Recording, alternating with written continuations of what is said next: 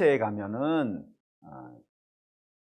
대부호, 그러니까 굉장한 부자인 그 메디치라고 하는 가문이 있었습니다. 그 가문의 이 사람들이 예술을 굉장히 좋아했잖아요. 그래서 이태리 반도에 나름대로의 예술 천재라고 불리는 사람들을 다 모아 가지고 저들을 어린 시절부터 훈련을 시킨 거예요. 예? 뭐 조각하는 사람은 조각할 수 있도록 해 주고, 그림 그리는 사람은 그림 그릴 수 있도록 모든 재료와 환경과 상황들을 다 만들어 주면서 천재들을 양육했다고 합니다. 그때 거기서 훈련되어진 천재 중에 유명한 천재가 하나가 있어요. 그게 누구냐면 미켈란젤로라고 하는 사람입니다. 이 미켈란젤로가 만든 작품들 중에 꽤 뭐 여러 가지, 여러분 알죠? 뭐 이 손가락 하는 거 있잖아요. 뭐 그런 그림이라든가, 또는 뭐 더 유명한 그림이라면은, 혹시 다윗상 아시나요? 예, 다윗, 소년 다윗이 뻘거벗고 나와 가지고 뭐 이렇게 품잡고 있는 거, 그 이제 미켈란젤로가 만든 작품인데, 그 다윗상을 만들 때 일화가 있습니다. 어떤 일화냐면은, 뭐 대리석으로 만들었으니까 처음에 다윗상은 돌덩어리였을 거예요. 그냥 아무것도 없는 커다란 돌덩어리였어요. 그 돌덩어리를 바라보면서 미켈란젤로가 유명한 말을 하나 한 거예요. 무엇이 보이느냐? 아, 이런 말을 했어요. 그러니까 주변에 있는 사람들이 뭐라 그랬겠어요? 돌이 보입니다. 그랬겠지, 뭐 뻔한 거 아니겠습니까? 돌이 보입니다 했더니, 너희가 돌이니까 돌로 보인다, 이런 얘기를 하지 않고 뭐라 했냐면은, 내 눈에는 다윗이 보인다. 다윗이 저 안에 갇혀 있다 이거예요. 그 다윗의 그 갇혀 있는 거를 내가 조각으로 깨 가지고, 쓸모없는 부분을 깨 가지고 다윗을 나오게 하겠다라고 하는 그런 이야기를 했다고 합니다. 이게 무슨 의미냐면은, 예술가들은 안 보이는 게 보이는가 봐요. 그러니까 하얀 종이인데, 우리는 그냥 하얀 종이인데 예술가들은 거기에 그림이 그려져 있는 거예요. 그래서 그 그림을 자기들은 따라 그린다는 거예요. 따라서 그렸더니, 우리는 그렇게 생각 안 하죠. 우리는 우리가 그린다고 생각하지만 예술가들은 거기에 이미 그림이 있는 거예요. 있는 거를 내가 따라 그리고 파가지고 결국에는 있는 거에 미래를 내가 보고 그걸 따라 그려서 이런 작품이 나왔다, 뭐 이렇게 이야기를 하던데, 그게 성도도 마찬가지지 않겠는가 생각이 들었어요. 그러니까 성도도, 우리가 앞으로 어떻게 될 것인지를 봐야 돼요. 우리가 어떻게 되어질 거, 이게 표대예요. 그 표대를 보고 우리의 모습을 비교해 보면은 그 모습에 떨어지는 부분들이 있지 않겠습니까? 그것들을 어떻게 하는 거예요? 깨는 거지. 어떻게 깨요? 회개하는 겁니다. 그러면서 이게 아름답지 못한 내 모습을 하나씩 하나씩 깨가면서 결국에는요, 아름다운 모습으로 만들어져 가는 것이 성도의 미래라 이겁니다. 근데 오늘 그 본문에 성도의 미래가 나와 있어요. 한번 보시죠. 7장 13절과 14절입니다. 읽을게요. 장로 중 하나가 응답하여 나에게 이르되, 이 흰옷 입은 자들이 누구며 또 어디서 왔느냐? 내가 말하기를, 내 주여 당신이 아시나이다 하니, 그가 나에게 이르되, 이 큰 환란에서 나오는 자들인데 어린 양의 피에 그 옷을 씻어 희게 하였느니라. 우선 장로가 등장했습니다. 24장로입니다. 언젠가도 한번 말씀드렸지만 24장로는 12사도와 12지파의 족장들이 합이 아니라고 말씀을 드렸어요. 만약에 이 24장로가 그런 사람들 중에 하나였다면은 이 굉장히 이상한 그림이 되어지는 겁니다. 왜? 사도 요한이잖아요. 그러니까 이 글을 쓰고 있는 분도 사도예요. 그 사도가 자기랑 같은 사도에게 내 주여, 이 말이 안 되는 거란 말이에요. 그렇기 때문에 이 24장로는 천사라고 우리는 보고 있습니다. 어떤 천사냐? 12 더하기 12가 24지 않겠어요.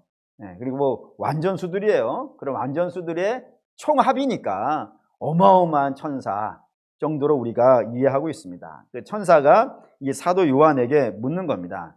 내 눈에 보이는 이 사람들이 누구이냐? 라고 물었더니 요한이 답을 못하는 거예요. 왜 답을 못하냐면, 지금까지 이런 사람들을 본 일이 없는 겁니다.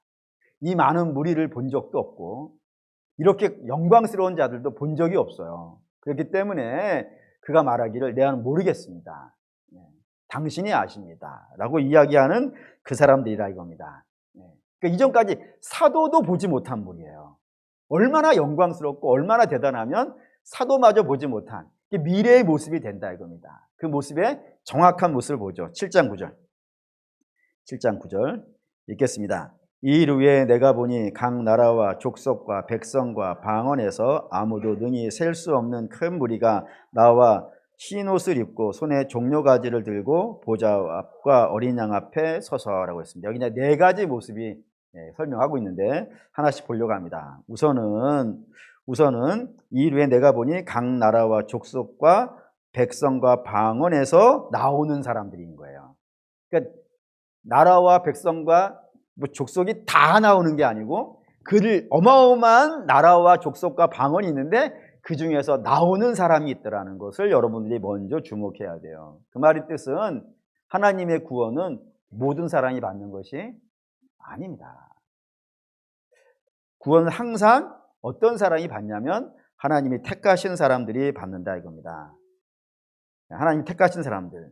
비록 세상에서 멸시와 천대를 받을 수 있을지는 모르겠지만 하나님이 택하신 자들이 불려져 나오고 있는 겁니다. 그래서 사람들이 이런 것 때문에 이제 하나님의 구원을 조롱하기 위해서 하는 말이 있어요. 뭐라 그러냐면 하나님은 사랑의 하나님이라 하면서 하나님은 아버지라고 하면서 어떻게 어떠한 부류의 사람들은 지옥에 넣고 어떤 사람들은 구원하고 이렇게 할 수가 있겠느냐라고 이야기하는 분들이 종종 있는데 그 말은 틀린 말입니다. 왜 틀렸냐면 하나님은 모든 사람에게 하나님이 아닙니다. 무슨 말인가? 한번 볼까요? 마태복음 8장.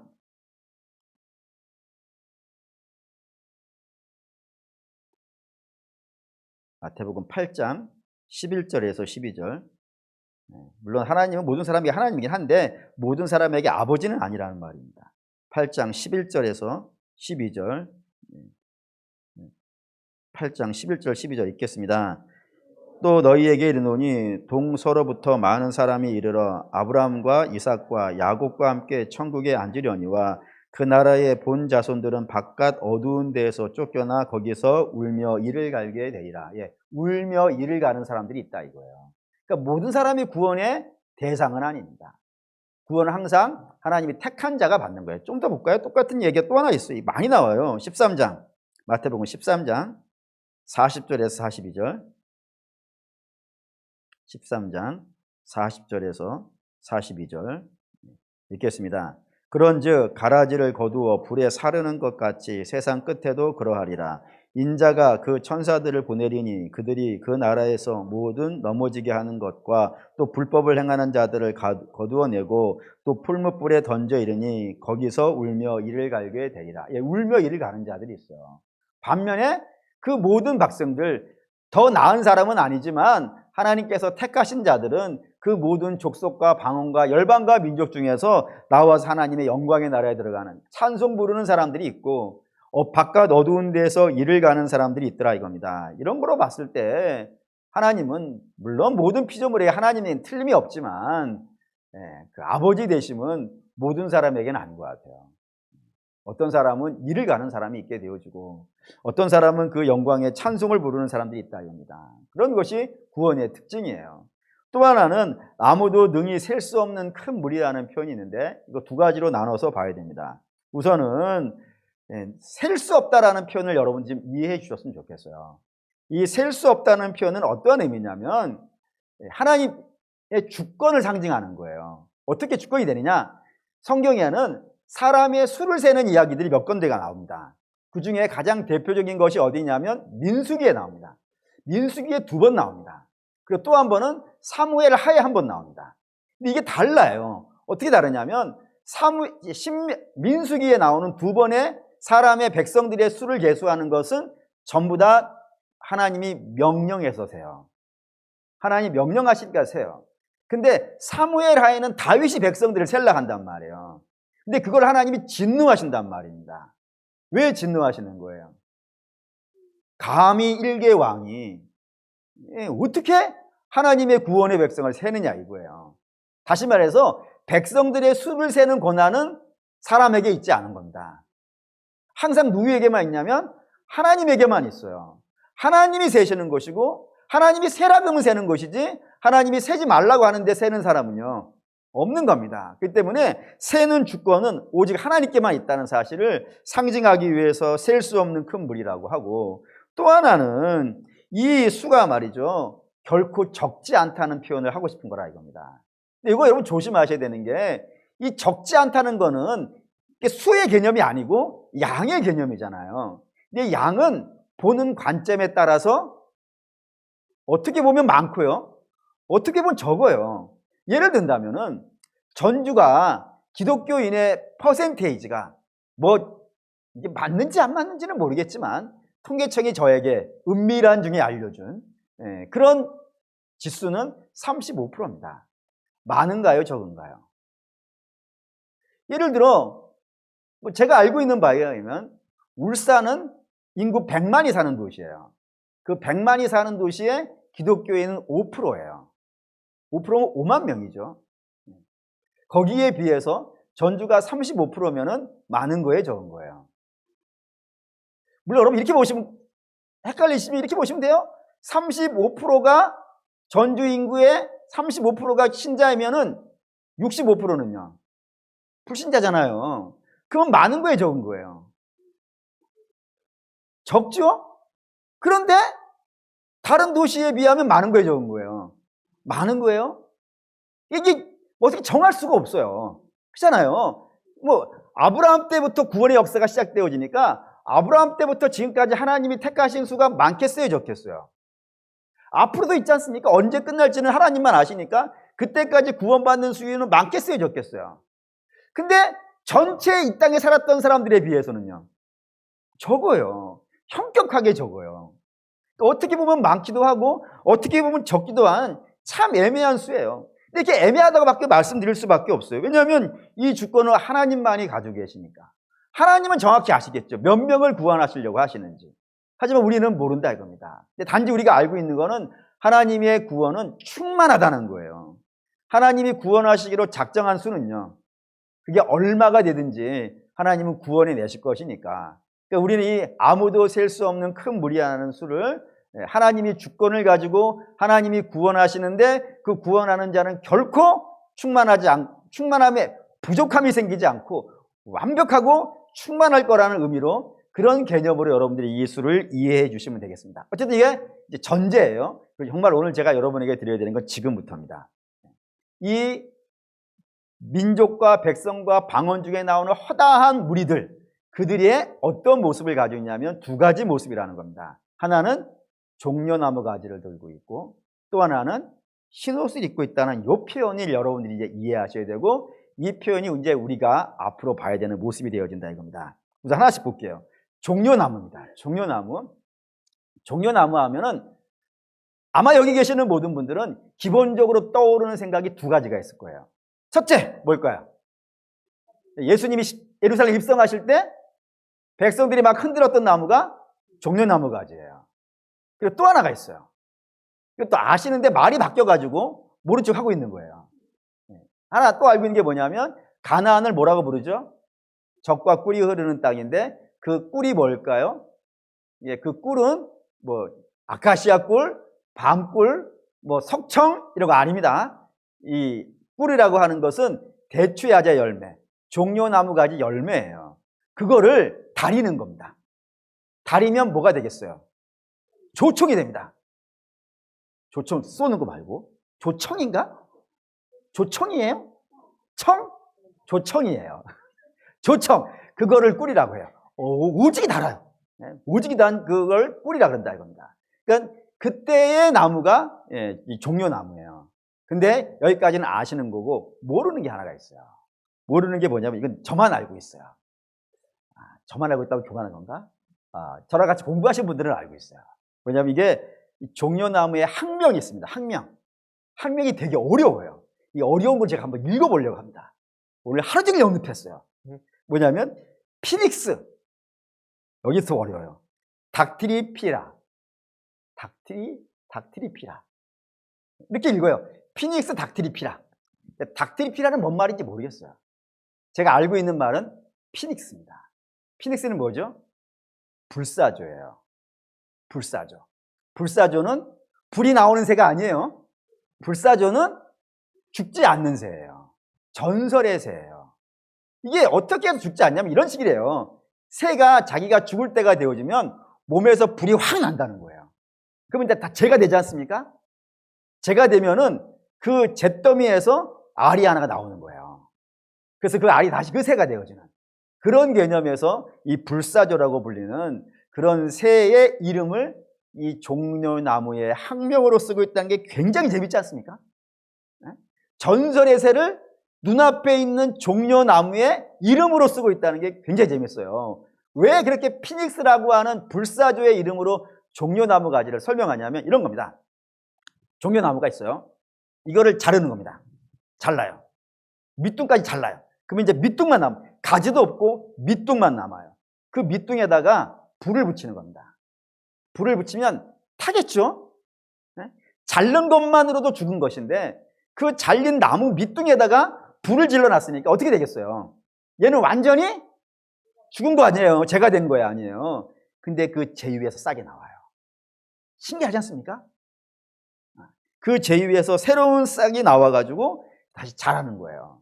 자라가지고 결국에 다시 종려나무 가지를 맺고 있는 그런 나무이기 때문에 이게 피닉스라고 불리는 나무가 된다 이겁니다. 그래 여러분 그림이 그려지시는 거예요. 어떤 그림이냐? 성도는 이 땅에서 등 따시고 배부른 삶을 사는 자들이 옛날부터 아니었던 거예요. 그걸로 성도를 설명한다 이겁니다. 등 따시고 배부른 사람들이 아니라 항상 성도들은 어그러지고 거스른 세대 한가운데 모두가 세상 풍조를 따라가고 있는 세상 한가운데 악한 자들이 수없이 공격해오고 우리를 죄와 사망으로 빠뜨리려고 하는 그런 수많은 관계가 있고 우는 사자와 같이 공중권세 잡은 자가 어떻게 해서든지 잡아뜨리려고 하는 그 세상 한가운데에서 그 믿음을 지키는 거란 말이에요. 그러니 이 믿음이 쉽겠냐 이겁니다.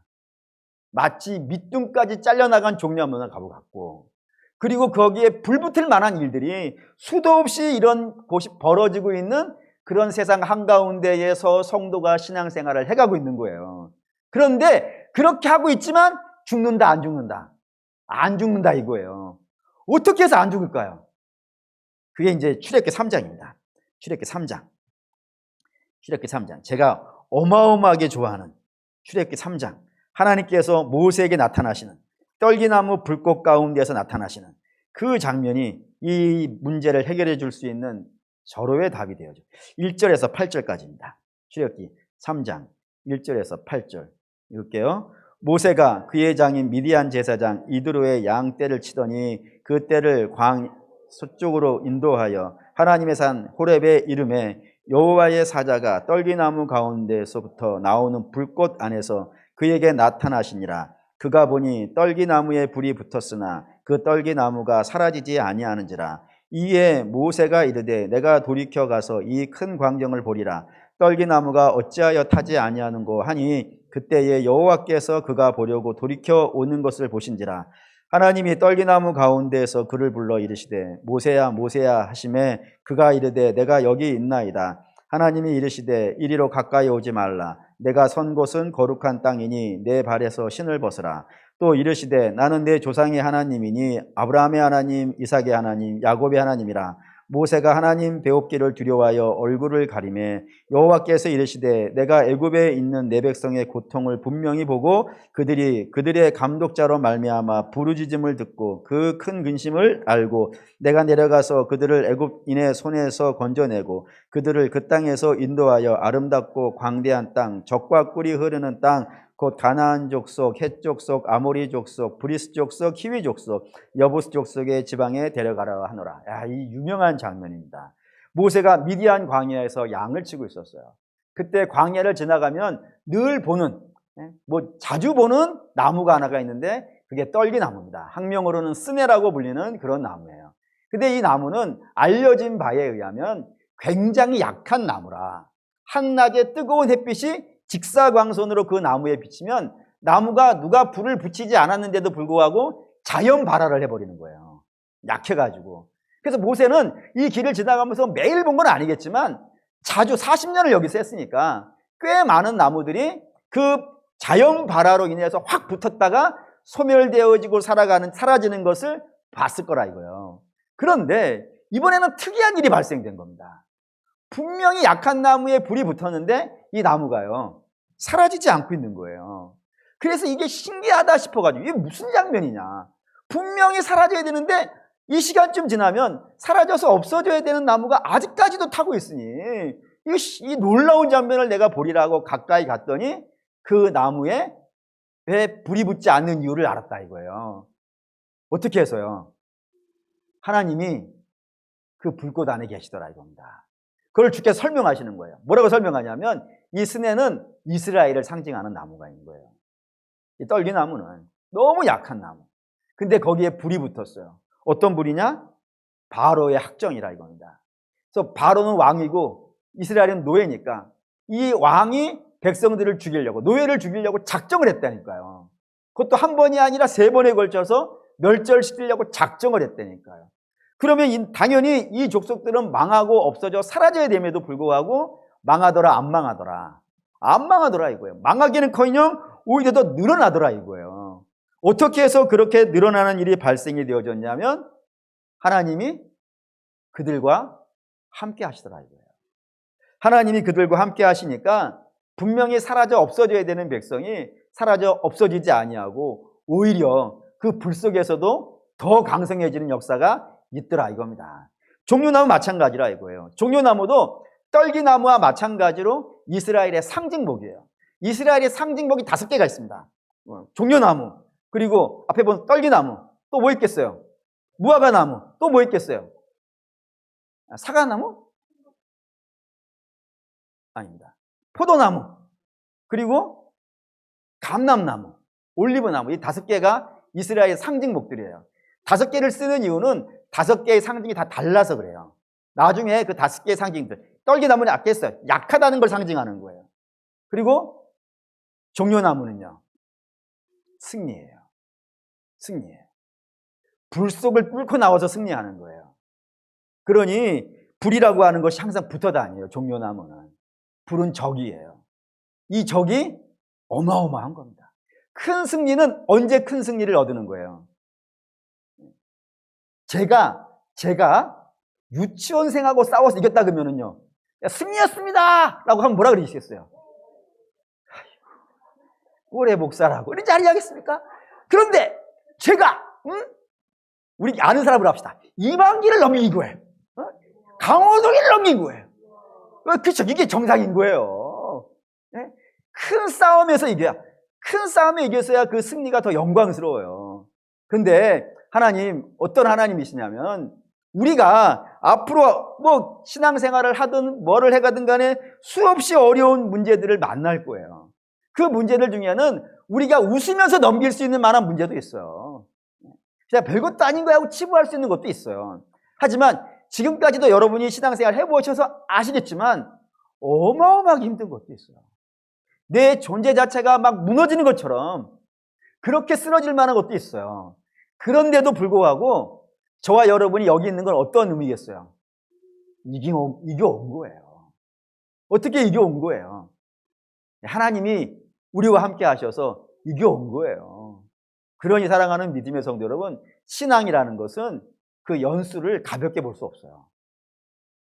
직분, 여러분 가볍게 생각하시면 안 됩니다. 최소한 뭐 교회를 20년, 30년, 40년 신앙생활을 하고 직분이 뭐 권사, 안수, 집사, 장로 간다는 거는 신앙생활을 그 교회에서 오래 한 건 아니겠어요. 근데 여러분 오래 한다는 것은 이런 의미도 있어요. 산전수전 다 겪은 거지. 그 교회에서 볼 것 못 볼 것 다 본 것이고 이런저런 상처 안 받고 뭐 여기까지 오신 분 계신가요? 최소 이 오후 예배 오시는 분들은 아마 제가 볼 때는 다 그래요.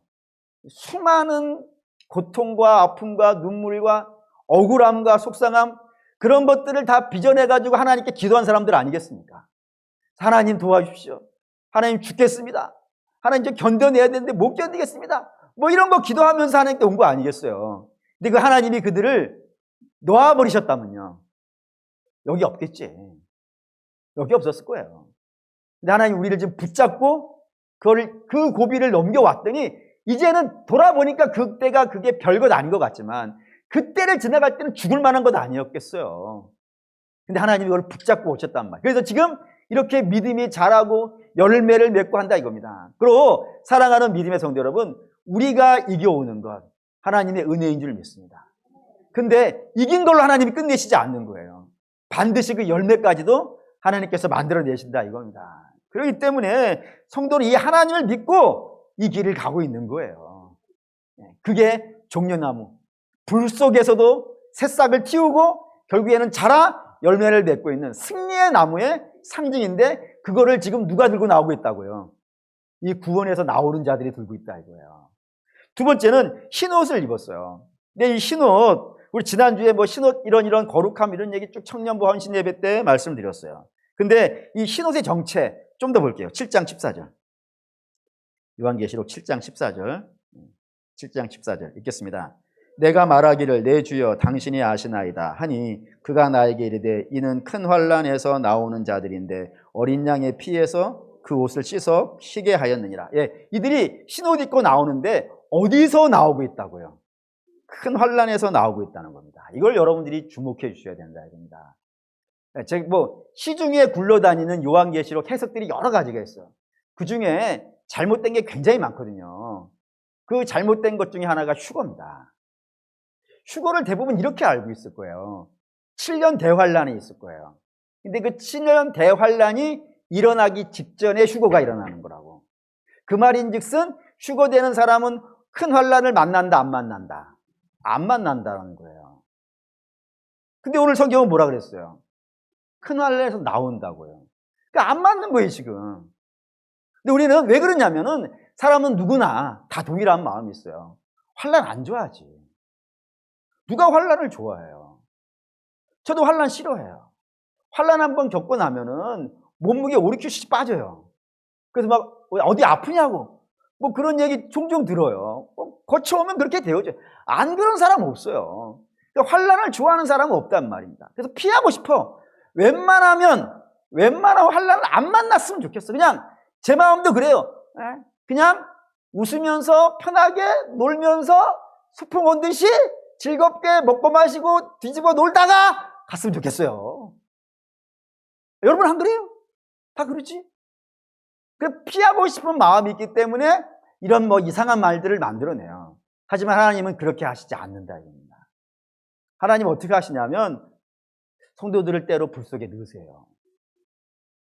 한번 볼까요? 이게 고린도전서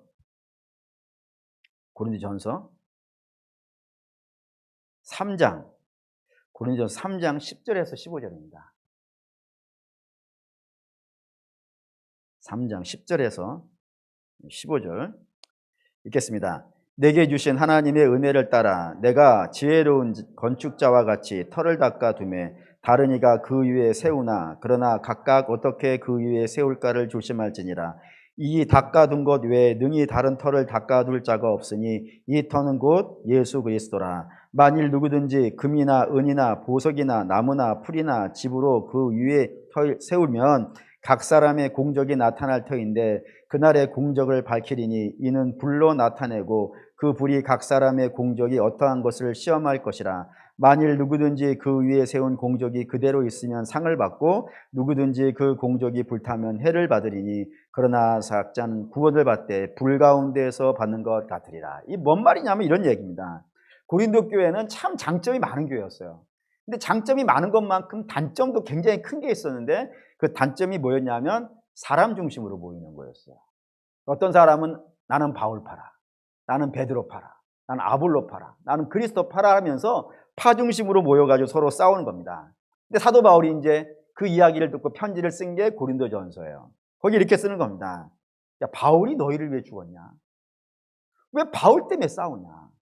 아볼로가 너희가 뭔데? 바울은 물을 준 자고 바울은 심은 자이고 아볼로는 물을 준 자이고 자라게 하신 이는 하나님이신데 너희는 도대체 무슨 싸움을 하고 있느냐? 너희가 정령 싸워야 되는 싸움은 어떤 싸움이냐면 너희의 믿음의 집을 어떻게 짓느냐 이 싸움을 해야 된다. 우리는 다 예수 그리스도라고 하는 터 위에 세워져 있는 집이다. 근데 이 집을 어떤 사람은 불에 타는 걸로 짓는 사람들이 있고 어떤 사람은 불에 안 타는 걸로 짓는 사람들이 있다. 근데 하나님께서 때가 되어지면 불을 내리신다. 불을 내리셔가지고 너희가 쌓은 것이 타버리는 것이라면 홀랑 다 타버릴 거야. 너희가 잘못된 걸로 쌓고 있으면 하나님이 헐어버리실 거야. 그리고 진짜 제대로 된 것만이 남겨놓으실 거야. 그러니 구원은 불가운데서 받는 거야 라고 한단 말이에요. 여러분, 우리가 신앙생활을 하고 있는데 헛된 걸로 쌓으시는 분이 있어요. 여러분, 신앙은 뭘로 쌓아야 되냐면 복음으로 쌓아야 되는 거예요.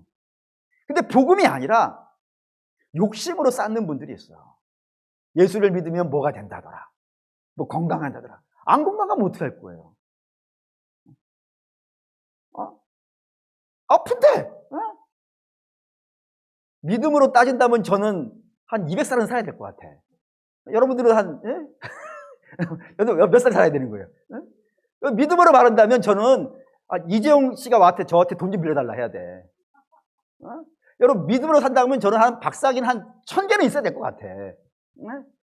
근데 아니잖아요. 그러니까 헛된 걸로 쌓는 분들이 있어요. 그래가지고 그런 분들은 그게 무너지는 날, 영원한 건 없지 않겠어요. 믿음, 소망, 사랑 외에는 하나도 영원한 건 없다 하지 아니었습니까? 근데 헛된 걸로 쌓아놓으면은, 건강의 문제로 신앙생활을 쌓아가시는 분이라면은 건강 무너지는 날 어떡할 거예요? 돈 때문에 재물 많이 벌 수 있는 방법의 하나로 신앙생활을 하시는 분들이 저는 몇 명 봤어요.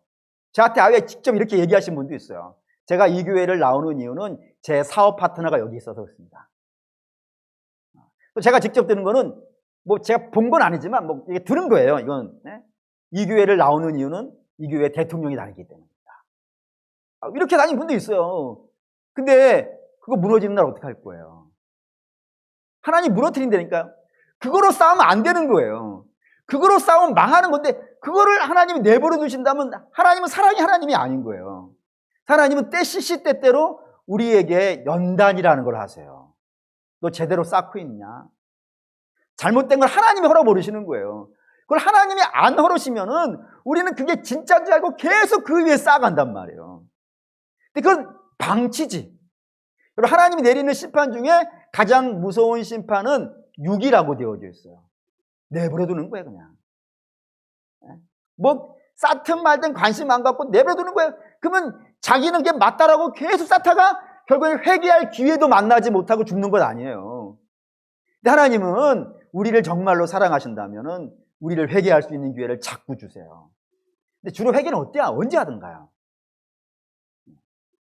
사실 회개를 제가 지금까지 경험한 저를 봤을 때도 그래요. 잘 나가고 있을 때는 잘 회개가 안 되던데. 대부분이 언제냐면 뭔가 내가 계획했던 일들이 막 뒤집어지고 막 어려운 문제를 만나게 되어지면 내가 지금까지 잘하고 있는가. 그걸 그때서야 자주 돌아보더라고요. 지금 뭐가 내가 잘못했나. 뭐 때문에 이런 일이 벌어지는가. 그걸 자꾸 돌아다 보니까 고통스럽고 괴롭고, 그러면서 쓸데없는 거 쌓은 것들이 있구나. 미련한 생각들을 가지고 살았구나. 참 잘못된 목회를 하고 있었구나 라는 거를 그때서야 깨닫고 가슴을 치면서 눈물 흘리면서 돌아오는 얘들이 한두 번이 아니에요. 다 그렇습니다. 하나님은 당신의 백성들을, 당신의 귀하게 여기는 백성들을 회개할 수 있는 기회 자리로 자꾸 몰아넣으세요. 자꾸 몰아넣어서 믿음으로 제대로 갈 수 있도록 한다 이겁니다. 그래서 연단이라는 것을 통해서 성도들이 거룩해져 가는 거예요. 그렇지 않으면 다 욕심으로 가득 찰 수밖에 없어요.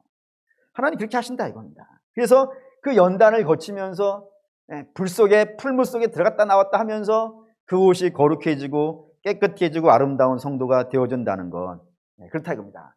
그래서 하나님이 이렇게 하는 거예요. 시편 볼게요. 시편 119편. 시편 119편 71절. 시편 119편 71절. 시편 119편 71절. 같이 읽겠습니다. 고난당하는 것이 내게 유익이라. 이로 말미암아 내가 주의 율례들을 배우게 되었나이다. 왜 믿음의 사람들이 고난받는 게 그게 왜 유익이 되겠어요? 사실은 육신의 문제로 본다면 이보다 더 고통스럽고 이보다 더 괴로운 일이 없어요. 그런데 그 고난을 성도들은 다른 관점으로 보는 거예요. 그 고난 속에서 하나님이 나와 함께 하심을 만나게 되어줄 것이고, 그리고 그 고난을 통해서 나의 못난 부분이 깎여져 나가는 그런 것들을 보게 될 거예요. 그래서 성도에게만 그래요. 성도에게는 고난이 유익이지만 세상 사람들에게는 고난이 뭐 죽을 문제인 거예요. 고로 사랑하는 믿음의 성도 여러분, 바라고 원하는데 이런 모습이 될 거예요. 하나님이 우리를 거룩한 모습을 만드실 거예요.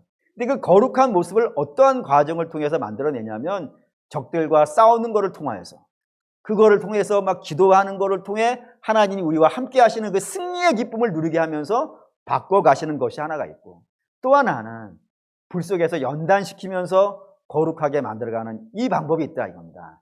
근데 그 어떠한 방법이든지 간에 하나님은 그 일을 이루기 위해서 불을 쓰시는 거예요. 불을 쓰시는 거예요. 그로 저와 여러분들은 바라고 원하는데 하나님이 언제 이런 걸 쓰실지, 뭐 하나님이 좋은 것도 쓰시도록 해요. 다윗을 왕으로 만들기도 하시니까. 그러니까 우리는 그냥 이렇게 생각하시면 될 것 같아요. 우리의 주권은 하나님께 있어요.